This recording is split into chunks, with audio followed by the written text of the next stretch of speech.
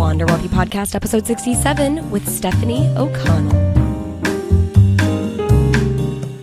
What's up, my friends? It's Tess here, the host of the Wander Wealthy Podcast. Welcome back to another episode and another interview. It's been a wonderful month here with the revitalization of the podcast. I would love to know from you all how you feel it's going. Go ahead and come to the Wealthy Wanderers private community. Go to wanderwealthy.com/FB and tell me what you think about the podcast, who you want to hear from, what kind of questions you want me to ask. I love getting your guys' suggestions for questions. That has been the most fun thing, I think. And you'll see here, I talked to our guest today about some of these questions. And one in particular, how it was basically someone else's question that I asked that helped Stefanie, our guest, probe into a deeper topic that I felt was really important for you guys all to hear. So let me just introduce today's guest. Stefanie O'Connell is a nationally recognized millennial money expert. Why? Because she is always on TV. I love seeing her TV segments, but she's also a speaker. She travels all around the US talking to mostly millennials about money and how they can develop more rich habits. And she's also an author. She wrote The Broken Beautiful Life. And in fact, she was actually already on this podcast. So you might recognize her voice. I believe she was episode 16 or 17. I will clarify that. I mention it in the show, so you'll hear exactly what episode she was on, but you can just scroll on down to that episode to hear kind of the first part of her story and some things. We talk about budgeting in that episode, and it is all good stuff. But today, in this episode 67 now, we talk about some stuff that I get really excited about because, as you heard, Stefanie helps millennials create a more rich life. And she has really shifted her focus to helping people start thinking more about how they can make more money and stop focusing so much on how to cut, or, budget better or coupon better. It's a lot more about how they can bring more money into their life or make smarter decisions that can help them grow more wealth into the future. And this is something that I get excited about because it's something I'm super passionate about too. I primarily work with women, especially in my one-on-one coaching, women and couples who are making a really stellar income or what they would consider a decent income even, and helping them make decisions that they feel are smart and can basically just take their money and put it to work for them. We talk, we do cover debt reduction and we do cover budgeting, but where the rubber meets the road, where the value is really produced, is helping them get started with investing, helping them understand how they can reach their bigger goals, their bigger money goals, not just how to save $100 here and there, but how to get after it. So obviously I just went on a tangent there because it's something I'm super excited about and super passionate about. But today, Stefanie and I are talking about that, and she lays some really great advice down for you and just talks you through step by step how to approach negotiating a higher salary. So she is an expert. She does really, really great research on this stuff. And so she talks us through that salary negotiation, all the things that maybe you've heard before, but some things that you're like, oh my gosh, I never even thought about that. And it's so important to ask these really difficult questions to yourself, especially as you're going into potentially wanting to talk to someone about wanting to get paid more. And Stefanie just kind of explains it all so nice. And then we talk about that beloved homeownership. This was just kind of a random tangent that we went on, but we really get deep into it. So if you're sitting here and you've been thinking about buying a home or feeling the pressures about buying a home, Stefanie and I kind of take that approach of it's not entirely necessary. And we talk about why we think maybe it was the American dream and why now it's not necessarily the American dream, and just a lot of the aspects of homeownership that people just don't think about. Now, we also make sure to touch on the fact that there's nothing wrong with wanting to be a homeowner. And if you feel that you're ready, then by golly, go about it. But we just wanted to make sure that we painted the picture a little bit more realistically, because the media and even just marketing for real estate, banks, all the people that are involved in and it is in their best interest that you go and buy a home, they paint the picture a little bit differently than what it really ends up being. So we cover that. We cover so many other good topics. So I can't wait for you to just dive into this episode. I'm going to stop here. Let's get into it. Here is episode number 67 with Stefanie O'Connell. Stefanie, welcome to the Wander Wealthy podcast. I'm so excited to have you on the show. Well, thanks for having me back. Yes. You were here in, episode 17, and we're now in the 60s. So, Wow. we're getting older, but we did take a break, and I think it's been like almost 2 years now. So I did your professional introduction, but I'd love for you to kind of fill us in on what's been going on in your life the past 2-ish years, and maybe how your approach to talking and teaching people about money has changed. It's so interesting. As you were saying that, I was thinking 2 years. My goodness, what a journey. I was just trying to think, place myself in summer of 2016, and so much has changed. It's wild. So I guess what's really changed in my approach has been really my focus and pivoting towards building wealth and creating extra income as opposed to simply managing cash flow and cutting back and, just getting all frugal. Because I've always been kind of frugal, and that's really valuable and it's served me well.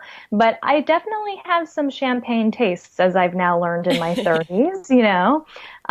So I must have spoken to you just before my 30th birthday. So now I'm going to be 32 in about a week. So I'm finding that I want nicer things, and maybe that's okay. And maybe, berating people for wanting nice things isn't the right approach. Maybe the right approach is saying, okay, well, how can I afford those things? And so that's why I've gotten really passionate about making more and doing things to grow the wealth that you do have.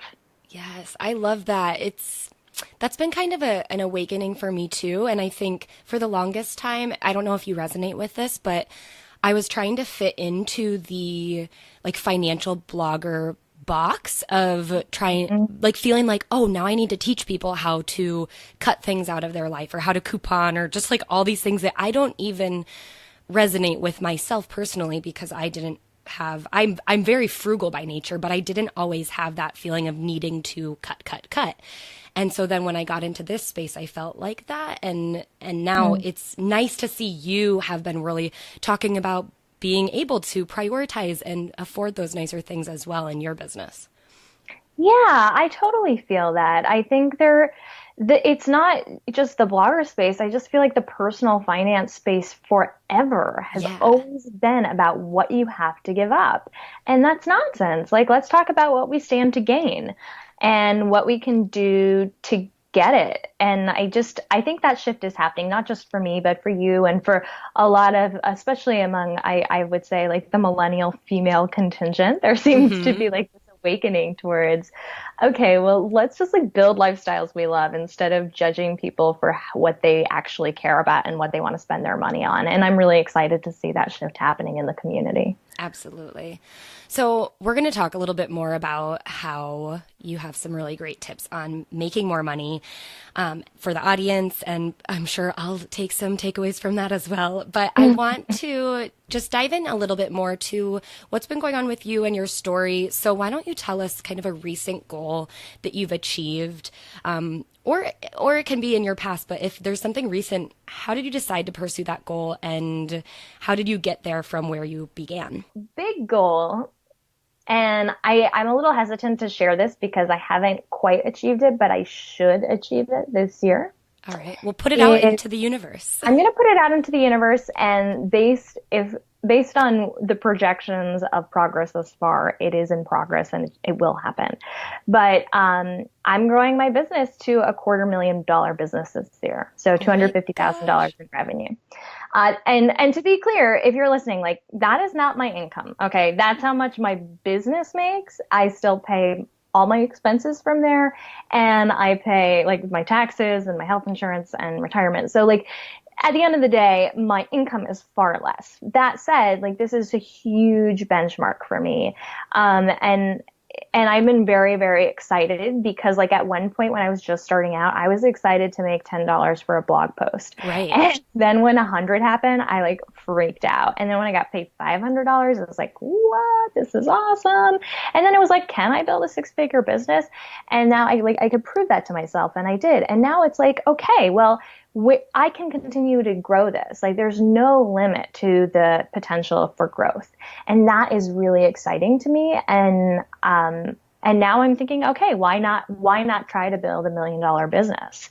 And that seems possible in a way that it could have never seemed possible before. And it's all been through those baby steps of the $10 scaling to 100, scaling to 5, et cetera, et cetera. Mm-hmm. I'm so glad you shared that one, because that was kind of in the back of my mind. Like, I was like, I know Stefanie's been doing well. Let's get her to talk about that. And it's going to feed directly into the tangible tips around that we're going to talk about soon. Yeah.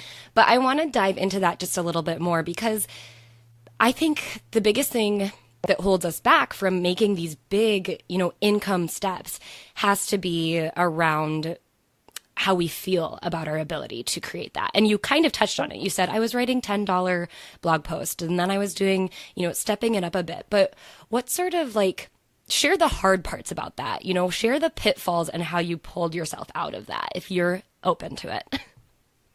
Yeah. I mean, there've been a lot of back and forth. Like there's a ton of ups and downs along this meteoric quote unquote rise. One of the major downs for me was last year, actually. My business revenue went down last year compared to the year before. So I had gone to 6 figures in, what's the year before that? In 2016. That's when I hit it.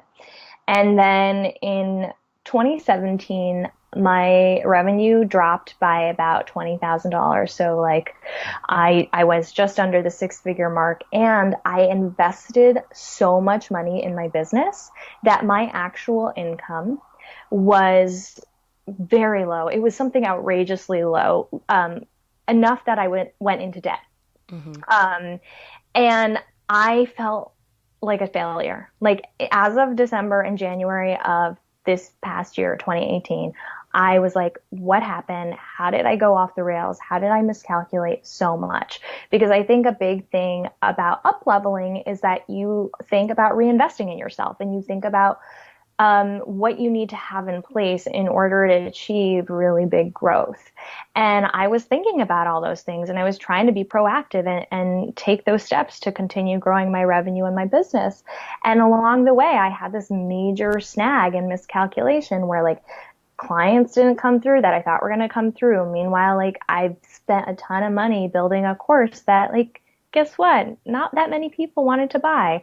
So, all of a sudden, I'm totally backsliding. And I had to take a minute, and by a minute, I mean about the first quarter of 2018, to kind of just put everything on hold and be like, okay, what's working in your business, and where do people see value in you? Because I think it's really hard sometimes to see the value in yourself when you feel a little bit lost. But when I made an honest assessment about what are the things people come to me for and ask me about again and again and again, I could start getting a little bit more clarity around that. And I started doubling down on those things. And that really enabled me to see my value in a way that I could see the potential for growth in a much more sustainable way than I had been experiencing. Now, I feel like I may have gone on a little bit of a tangent in answering your question. No, I love that. But that is just one example of how there have been so many of these micro moments and adjustments and reassessments along this path from $10 to, 250,000. So I feel like I can zoom in on so many different parts of the journey, and they're all a little bit different. At one point early on, it was about completely pivoting my business model, because I had been writing $100 posts, and I was felt like I was capped out. There is no more room for growth here. And then I started, connecting with more people and finding out that if I could take the offering I was doing with bloggers and pivot into the same offering for startups or corporations who actually have much more of a budget than a blogger, well, then I could get paid 5 times the amount for the same amount of work. So that's another example of like a pivot point in the business that creates an exponential growth of income. And I feel like there have been so many of those kinds of things along the way. Mm-hmm. Absolutely. I love, first of all, I can't even take credit for that question because I surveyed my audience and they were like, we want to hear about the goals, but we also want to hear about the hard stuff. And yeah, I just wanted to point out how cool it was that you were open to share that, because had someone been listening to this and just heard that first part, it would have been like, oh, well, first I was doing $10 and then $500 and then I made 6 figures and then now I'm making $250 on the trajectory to do that this year. And they wouldn't have heard that like just last year was a really hard moment for you.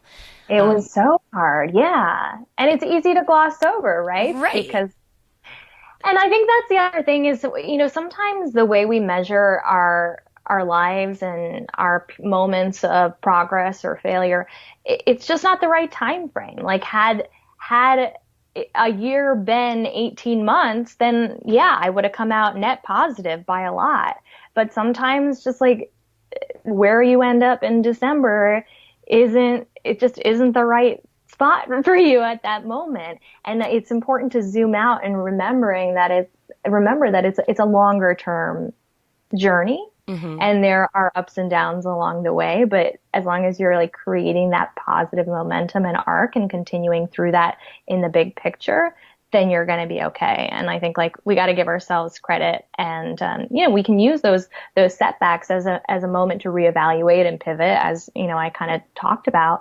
But it's not a reason to give up, mm-hmm. Just because there's a backslide. I think that's just an opportunity to find a new growth. Right. Yeah. And I think anyone, whether people that are listening are business owners or not, can take that piece of advice that you just said, where sometimes we need to shift the perspective that we're looking at or the time frame that we're looking at. Because if mm-hmm. you're sitting here and you're in your own, looking at your own financial situation and you're going, well, oh my gosh, look at my time frame compared to someone else's.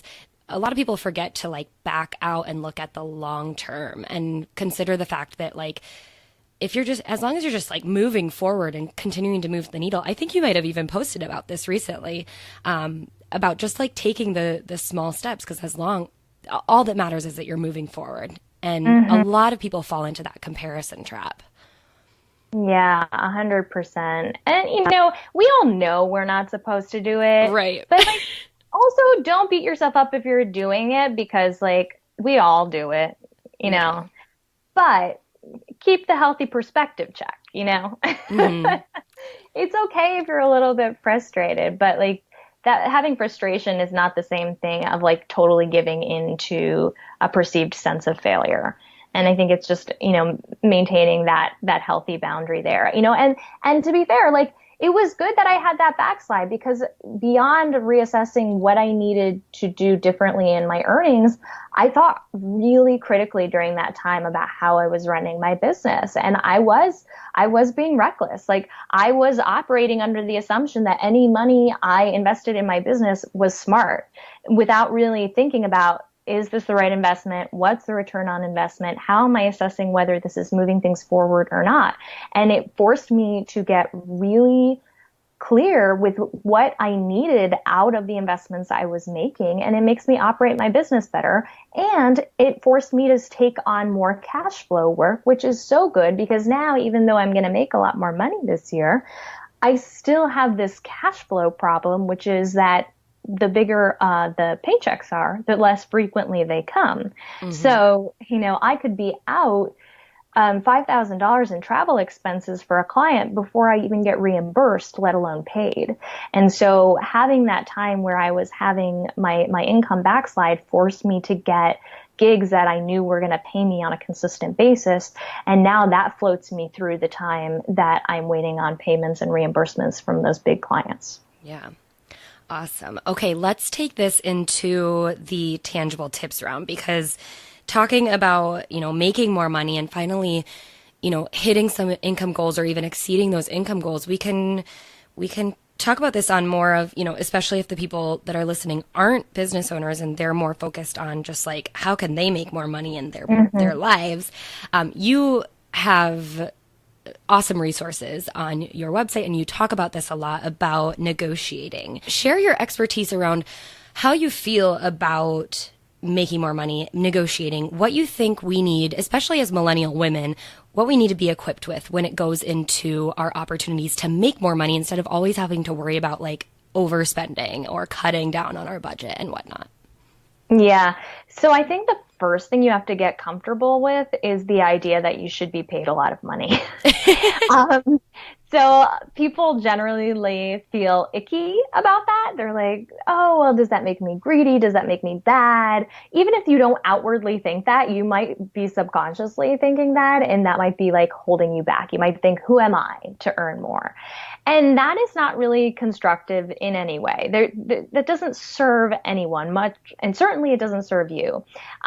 So I think the first thing to come to terms with is that like making a lot of money is not a bad thing, and it's something you should feel absolutely no shame about. And the more money you make, the more capacity you have to do things that matter to you, to give to causes you care about, to spend time with people you love, and, live your life the way you see fit. So that's number one.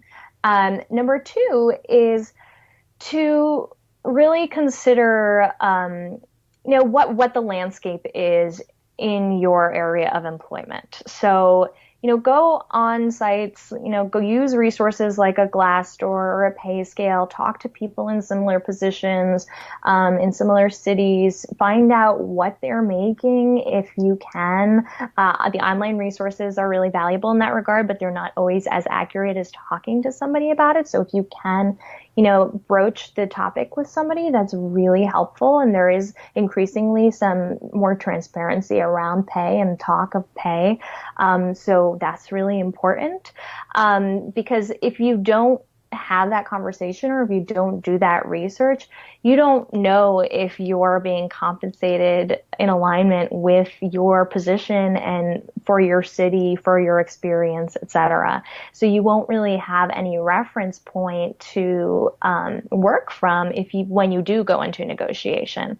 So you want to get a lay of the land and kind of see where you fall within that income range, and then you need to make an assessment and say, okay, well, based on the value I'm providing at my company, and the way you're going to have to assess that is by knowing what the metrics of success are for your company. So if there's a certain tangible metric that's really helpful, like if you exceed a certain benchmark and find out what the expectations are, and you can show that you are over and above those expectations, then yeah, you should probably be compensated more than you're being compensated. You should be at the higher end of that salary range, if not, well beyond it. And then you also want to think about if you have like a more soft scale, quote unquote, that's something that you can't really maybe measure as clearly as a number. You want to get transparency from your company or from your boss about how success is measured. So maybe it's not a certain number, but maybe it's, I don't know what the metrics of success are. Like maybe it's an employee satisfaction survey. Maybe if you're like in HR, for example, maybe it's about creating a better company culture, or maybe it's about taking initiative to suggest new programs that would better create results for your company. The idea is, how can you add to your employer's bottom line, and if it's not a monetary value, how can you do it in a morale way or some other way? So something that really places the value you're offering to the workplace above and beyond your current compensation. And then once you figure that out, if you've already been doing that, you want to find some specific examples of that. How, like if there are specific metrics that you are exceeding, by how much, collect records. If there aren't some tangible metrics, maybe you start just like keeping a file of emails that you get from people when they thank you for your work, when you've gone above and beyond, as kind of like mini testimonials. And you kind of build this case file for your next negotiation around the value you're providing, how you're exceeding expectations, and why your salary should go up. And then when that time comes, you know, you want to ask your employer for the time to discuss your salary. You don't want to blindside them. And then when you go in the room, you bring up all this research you've done. So you bring up, you know, where your pay currently falls, you know, relative to the market, and why you think it should be above and beyond your current compensation. And then you go into the why. And the why isn't about you. This is a big mistake people make. People think the why is about, oh, well, I'm trying to buy a house, or I'm expecting a kid, or I'm having a medical issue. Those are personal reasons, and they might be compelling reasons for you to ask for a raise, but they're not a reason for your employer to give you a raise. Right. A reason an employer is going to give you a raise is because you are doing more than you're getting paid for, or you're exceeding expectations, or your rate isn't in alignment with the value you're providing. So you want to use the folder of kudos that you collected, or like the metrics that you've been tracking about why you deserve more, as your proof points in that discussion about what you're going to ask for. And then once you make that ask, you just want to do it and leave it. And don't question it. Don't try to like apologize for it. Don't be like, I'm sorry for asking, but. Yeah. And this is again like the woman thing that we do. First, we're afraid to ask, and if we do manage to do it, then we apologize for asking. And no, you just gotta let the silence lie. And I know it's so uncomfortable. I totally get it. But it's like, can I stand to be uncomfortable for 60 seconds to increase my pay by however many thousands of dollars a year? Like, yeah, that's worth it, you know? Yeah. And like, if they say no, the good thing, you have new information, right? So at that point, you can say, can you, you can ask a question of like, is this, a budget issue, or is it an issue with my performance? And if it's an issue with your performance, that's an opportunity for you to see what things or get answers to what things you would need to change or do differently to be able to get a raise in the future. And you can ask your employer for those things, and then ask to revisit the conversation in a few months to reassess. And then if it's a budget issue, that's again an opportunity to say, okay, well, can we revisit this conversation then next quarter, or, you know, when the new fiscal year starts?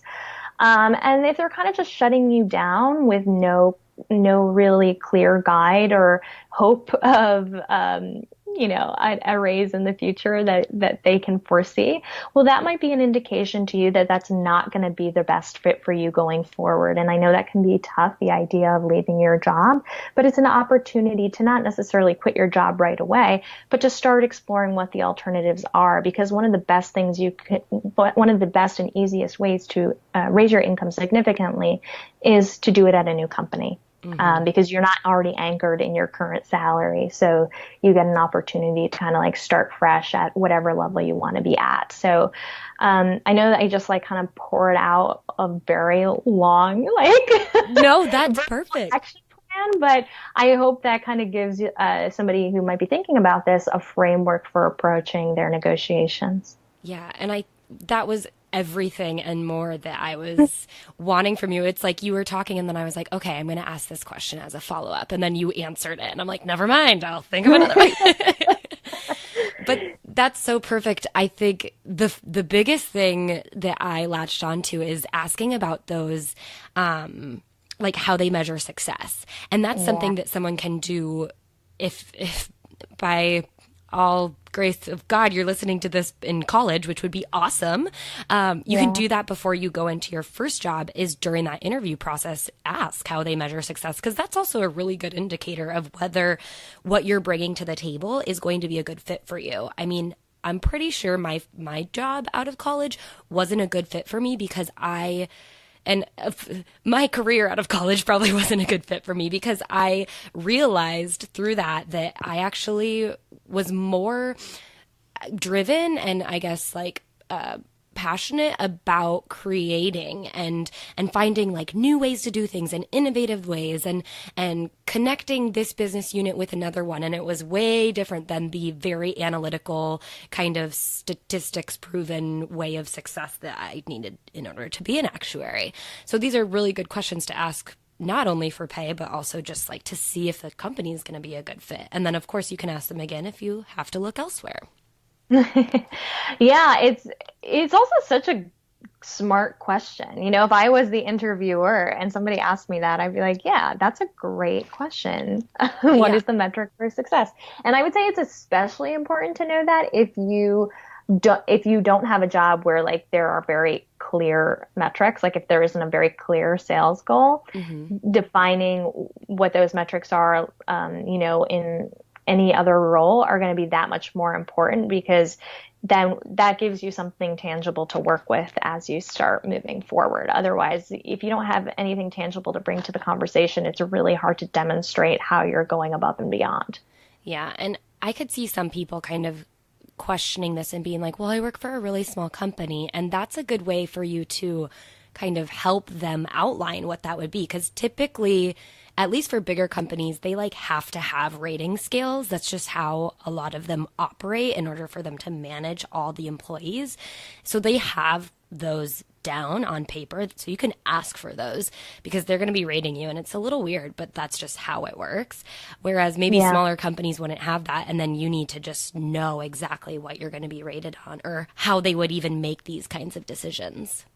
Yeah. And, you know, there's always also the opportunity to start like thinking about ways you can add value to the company. So it might not just be adding value to your role within the company.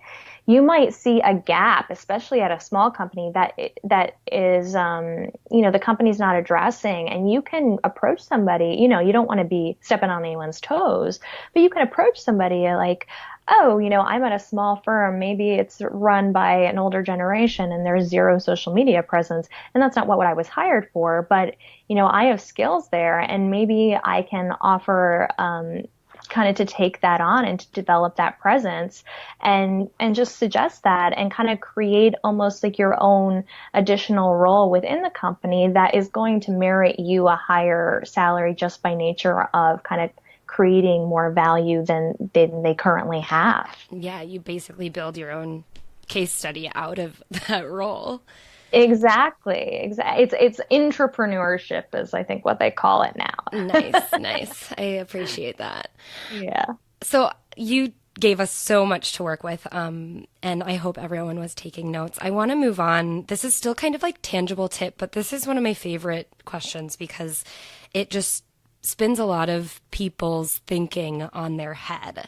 So I'm curious, Stefanie, what is one piece of money advice that just doesn't work for you? Maybe you've heard it a lot and you're like, nah, I can't follow that. And what is it that you do instead? The no lattes money rule. Love it. I mean, you know, I understand. I'm not going to dismiss the fact that small purchases can add up over time and that you want to be mindful with your money. And I think that's what that rule is really saying. But I think the way it gets internalized by a lot of people is like, what do you mean I can't have lattes or avocado toast or a happy hour or whatever it is? Because like, honestly, those are the things I like to spend money on.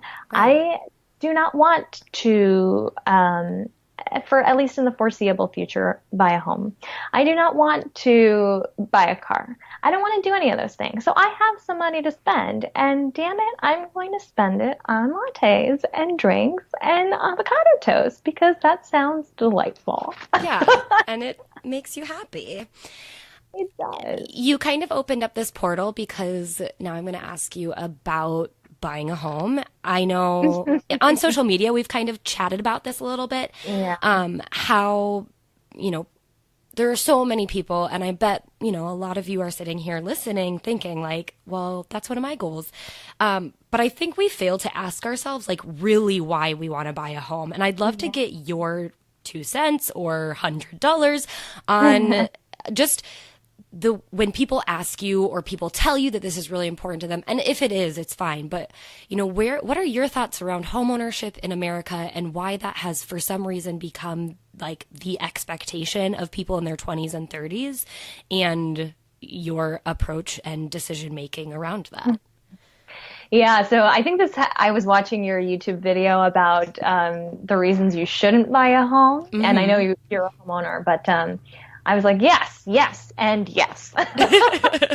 Um, so my my thought process is that life has never been more transient. We don't know the future now, like in a way that we have not known before.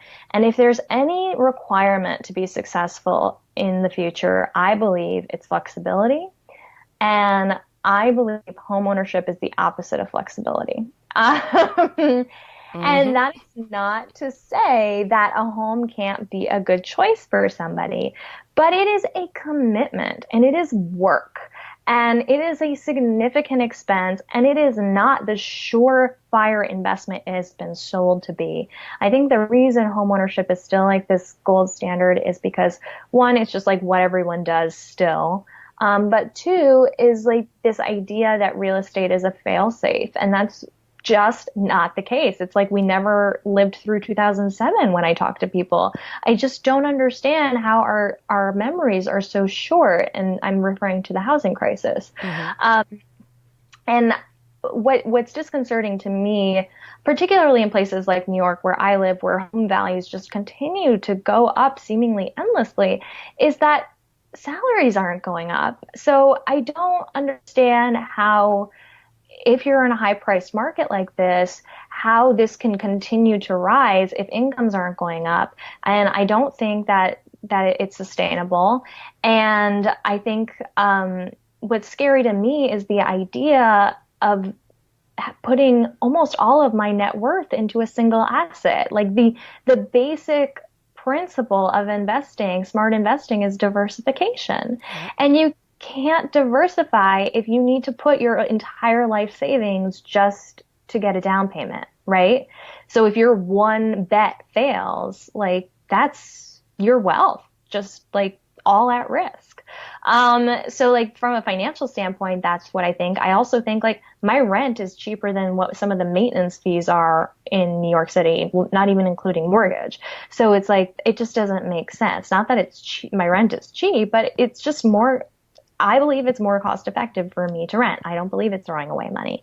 Hmm. So like that's the financial side. And then kind of before what I'm saying about like the future of work, the future of life is like, we don't know where we need to be. We need to be mobile. I'm a kind of like a mobile kind of person. I like to be on the road. I can't imagine committing to living somewhere for more than 2 or 3 years at a time. And for like that reason, home ownership just doesn't make sense. And so like what I tell people is to evaluate how they see themselves. And like, it's funny because I hear from a lot of people who are like, oh, I think I should probably want to buy a home, but I also think like maybe I'll want to move a few times. And I'm like, okay, well, are you going to be like doing rental properties and investing? And like, that's not how they're thinking about it. They're thinking about it as like their primary residence, but then they also want to have this kind of mobility. And I'm like, well, you seem to have some kind of goals that are at odds, and you might want to reconsider, you know, what actually makes sense for you rather than just buying into the narrative that buying a home is the best choice.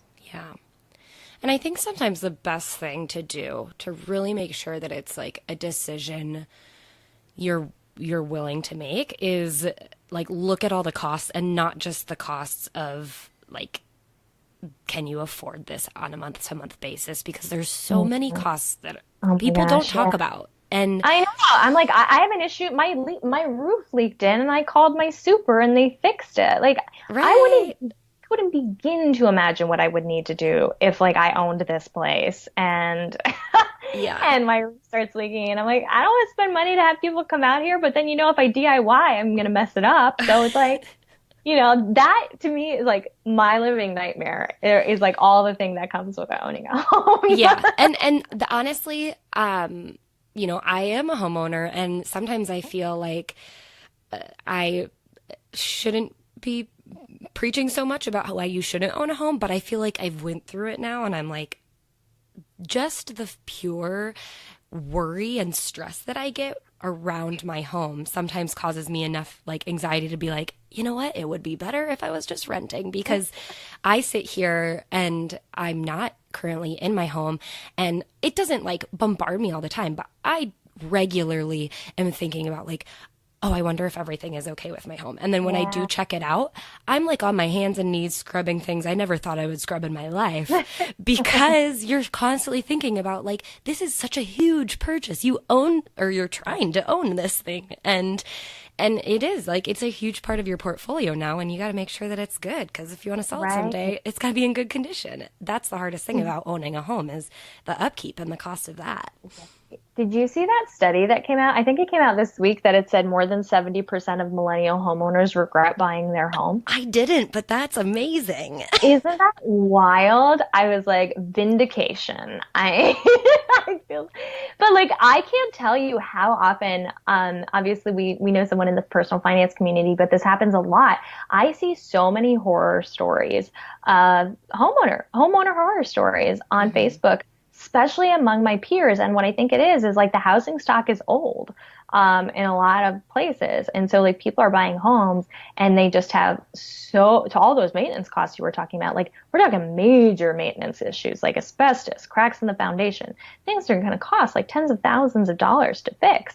And like, that's not what people signed on for when they signed up for home ownership, when, at least so they thought. But like, that is the reality. And I think, it's just something to think about before you buy a home. I'm not saying you shouldn't buy a home. If you want to buy a home, but like do it for the right reasons and make sure you're like doing it really mindfully with all those, like you said, all those extra costs in mind, and building that into your budget, not just your mortgage. Yeah, you just have to know that it's going to happen. And, it was so funny because I bought my home knowing I would be, renting it out and then eventually someday probably turning it into a rental property. I still know that I would actually be better off probably having my money in the stock market than in the home. But I'm at this point in my life right now where I appreciate, because I'm in a really, strange situation. I moved to Italy for love. So, want to make sure that works out before I sell my home. But so I'm in a weird position right now. But if I was living in Italy officially, settled there, I'd probably sell it. And if I was back in the States, kind of in this same situation, I would probably sell it too, because of the things that I didn't realize when I bought my home. But I remember when I did buy it, like my parents are very, they stay out of my like big life decisions, because they're very much like, you gotta do what you want to buy a home? Okay, cool. And I'm almost like, why didn't you tell me? But one thing that I remember my dad always said was like, no matter what, if you buy a new home today, it's going to be old. And if you buy an old home today and you renovate it, it's going to get old again. So like, you just have to know that eventually you're going to spend a lot of money upkeeping this thing that's just going to get old. Like, that's just how homes are. And you have to be okay with that. That is such a good point. I love that. He's very practical. But it's like, oh yeah, duh. But it's something we don't think about, especially when money is involved. Totally. Thank you for going on that little rant with me, and apologies if you guys are gonna buy a home. No shade, problem if man. you are. No shade to the homeowners. Right. Good for you. I'm impressed. I just don't have that level of patience with myself. Yes, it takes a special person to own a home. Yeah, like I live in New York City, and it takes a special kind of person to live here too. Like right. we're all different, and it's okay. It's okay not to have one singular pathway. There is no one singular pathway to success. Exactly. So we just, spent a lot of time discussing homeownership. So we're going to wrap it up, although we could probably talk for hours about a lot of other topics. Yeah. We're going to go into the quick and dirty Q&A round, and everyone is pretty familiar with this question now, but it is still one of my favorites. It is the confession time. And pretty much I'm just asking, especially if you're like a money expert, you've been in the money field for a while, to share your embarrassing money story. And this can be something that you spend money on that's embarrassing, a stupid mistake you've made with money, anything really. And just to ease your nerves, because I know you're probably just shaking in your boots, I'm going to share my story too, so it will even it out. I'm just trying to think. It's hard. It is hard. Man, I think like worst, and this isn't really that bad, but like I have been totally duped, I guess, before. Like, this happened to me twice. So when I was an actress, and you'll have to listen to the last episode we did to get that story. You're like, actress, huh? But when I was acting professionally, I I was like a legit, right? I had an agent, I had like all the things. And yet at the time, like I went to a casting call that seemed super shady and I was like, what is happening here? And essentially it was just like a ploy to get the guy to sell you shitty headshots. And I totally just like went and did it, even though like I had good headshots, quality headshots. I had a real agent and like I gave him $200, which for me at the time was a lot, for like basically him like putting up his Polaroid and like taking pictures for me. And I was just walked away from that experience feeling really icky. And like, it's not like the most embarrassing thing, but I just feel like I fell for the swindle, and it wasn't even that I fell for it because I knew it was happening, but I wasn't confident enough to be like, no, like I couldn't walk away from a high pressure sales situation. Oh my gosh. And that happened. It's funny because it happened to me again, like a couple of years ago. It was like a speaking agent, and it was so weird because I have a legit agent. Like my agent represents legit people. And even so, like I was like, well, maybe I should have a speaking agent too. And this woman was like, oh, well, I just need like $500 for like your marketing materials to be branded in a certain way. And I was like, that's weird. Like you only pay an agent a percentage of what they earn you. So you only get paid, you get paid out and then you pay your agent a percentage. You don't pay them anything up front. And like I knew that, and but I couldn't like assert myself. I don't know why. I was just like, I felt so taken, but I knew it was happening. So like I felt extra shame about just like giving into it. I am so happy you said that because I know the feeling. I can't pinpoint exactly when that's happened to me, but I know the exact feeling because high pressure sales is hard. It is hard. I wonder if it's harder for women too, because like we have a harder time saying no. And like I'm pretty empathetic, and like I feel bad. Like I feel bad to say no. And even if I know like I don't need it and I don't want it and like it's probably not right, like I struggle. And I've gotten a lot better. Like I've become very good at asserting myself, maybe to a fault. But man, like I feel like that happens to everyone at some point, and I just I guess I feel ashamed that even as recently as a couple of years ago when that last incident happened, that like I could still be vulnerable to it, you know? Yeah. Yeah. I hear ya. Like never send me to a timeshare meeting basically, because I you know will what? buy. That did happen to me. I didn't buy a timeshare because I was like, I know what this is. I just want the free trip or whatever it was. I don't even remember what it was. And I didn't end up taking it because I did buy into the timeshare. Here's my embarrassing story. We'll just go along with that. I bought into this. It wasn't a timeshare. It was like the guy basically pulled me aside because I was like, I'm not buying this. I'm not getting a timeshare. And I saw all these other people signing their life away. And I was like, don't do it. Don't. I wanted to stand up and be like, stop. And then the guy pulled me aside and he was talking to me and he was really cool. And he was like, oh yeah, we have this other package that you can basically stay at any one of our hotels and you just have to pay $1,200. And I was like, you know what? I have that in savings. I'll just buy it. And then I can stay at any of these hotels for like $200 for a week. Like to me, it made total sense. And then immediately after I had all this buyer's remorse and my mom, I like called my mom and I was like, I'm an idiot. Like, why did I do that? And she was like, oh, like buyer's remorse rule, you get like 3 days. And I honestly don't even know if this is true, but I called them back and because they were like, this is non-refundable. You have to agree that this is non-refundable.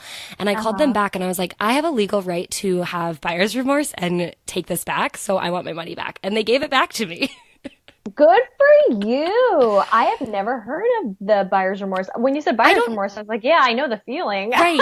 Well, I don't think that's like I don't know if it's the legal term, but I did read this the other day because this is going to have to be another story, but I was looking at, like typically with airlines, you know that you have 24 hours to cancel your reservation and get your money back or change your reservation or whatever. That's right. Yeah. And I think it's just a rule for the US, and it's you get like 24 hours with almost everything. And so Wow. she said, when I told my mom about this, she's like, oh yeah, one time I bought a whole set of knives and like used them and then sent them back because I had such bad like buyer's remorse and guilt for buying these really expensive knives. And that was another probably high pressure situation with, what is that? Oh, Sharper yeah. Image or not Sharper Image? Cutco. Yeah, yeah. So Yeah. she was like, you can do it. You can do it. So I just called them and got it back. So, Oh man, that is a good lesson. but yeah, it's kind of the same. Like you feel like you go in there knowing or you don't know, but you come out being like, I should have known. And Yes. Yeah. it happens to the best of us. It does. It does. All right, tell me what is one non-negotiable money indulgence, aside from lattes, because we've discussed this, that you refuse to cut from your budget. Um, I would say my fancy workout classes. Yeah. So I I have always been a runner and I do run often. But in the last few years, I like to supplement with some class pass and I go to like all the fancy bar studios and spin studios and yoga studios around New York City. And it is like the best lifestyle upgrade ever. Just, I just adore it. Like I enjoy every part of the process and it is so worth it. Plus, like, I now have some biceps and I feel good about that. Yeah. That can help you in so many aspects of life. Yeah, Your biceps. exactly. My biceps. So, I relish in it. Good. Good. What Yeah. is one investment that you firmly believe has helped you get ahead? I I want to say like the investments I've made in myself and my business, but I just talked before about how I haven't always done that in the best way. Um, but I think when I've done it right. So, for example, I worked a couple years ago with a coach, and it was one of the best investments I ever made because my book had just come out, and it was just like a great time to be leveraging that and using the opportunity to like up level in my business. And so I spent a lot of money hiring a coach to kind of help me do that, and it completely catapulted my brand and my media presence and like built the foundation for all the work I'm now doing. Yeah. I would say you're probably the second or third person to say coach, and mainly because a lot of the people I interview are entrepreneurs. But Yeah. I feel like they don't, if you're listening as someone who isn't an entrepreneur, there's also opportunities to be coached in, finance, but also hiring like a fitness trainer, Yeah. there's so many ways that you can invest in yourself outside of having to be an entrepreneur and hire a business coach where it can really pay off. Because I think what's most difficult for us is like holding ourselves accountable to do the things we actually would love to do or get done or just finally finish. Yeah, I think you're right on with that. It's like identifying that thing that's been a pain point for you that you've really been wanting to address. And like, if you can't do it on your own, working with somebody can be life changing. And like, it's really hard sometimes in some aspects of our life to achieve those results DIY. And it's worth paying top dollar, at least to me, to do it right. Yeah.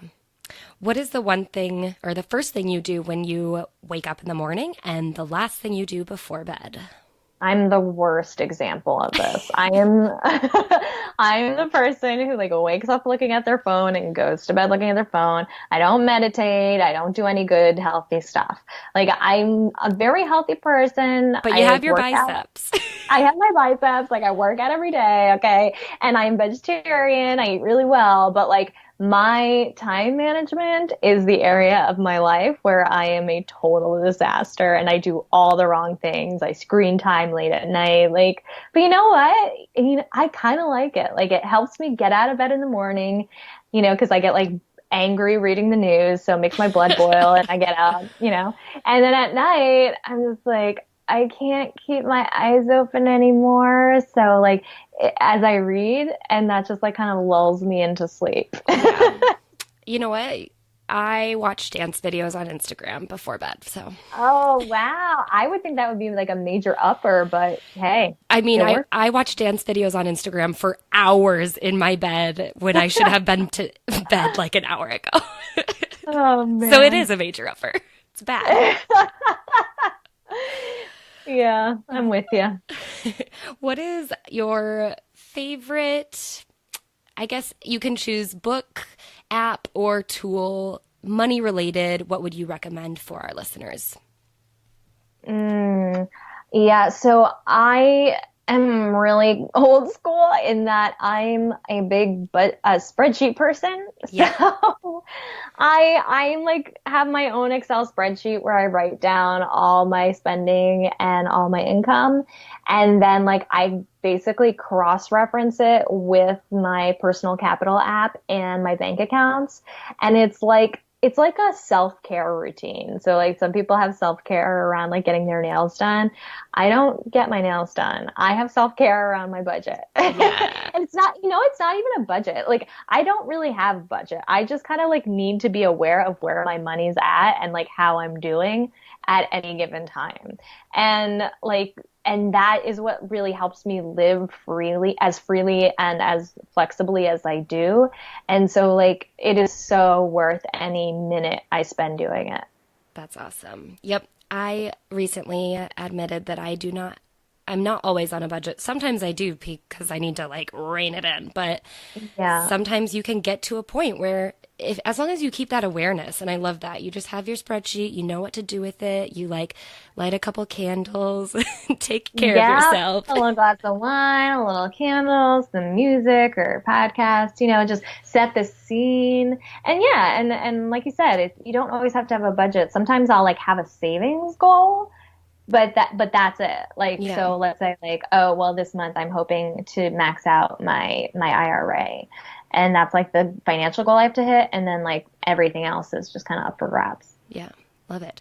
All right, Stefanie, tell us where we can find you so we can stay in touch, stalk you a little, do all those fun things. Please stalk me. So I'm on Instagram at Stefanie O'Connell, and it's Stefanie with an F, not a PH. So that can be a little tricky, and it's O'Connell with double N, double L. So make it extra hard to find me. Perfect. We will send everyone there. Thank you so much for hanging out, talking about all things, why no one should ever buy a house, why you should. But it was so good to have you. You dropped some major knowledge, and I can't wait for this to go live. Thanks for having me. All right, you guys, that's it for my interview with Stefanie O'Connell. If you want to check out the show notes, go to wanderwealthypodcast.com/podcast/episode 67. I apologize for my voice. I'm just getting over a bad cold and my voice decided to go. Oh, what am I going to do? Anyway, if you want to come hang out with us, comment about this episode or ask any questions for future episodes, come to the Wealthy Wanderers private community. Go to wanderwealthy.com/FB to find out how you can get inside. And until next time, I hope you wander wealthy.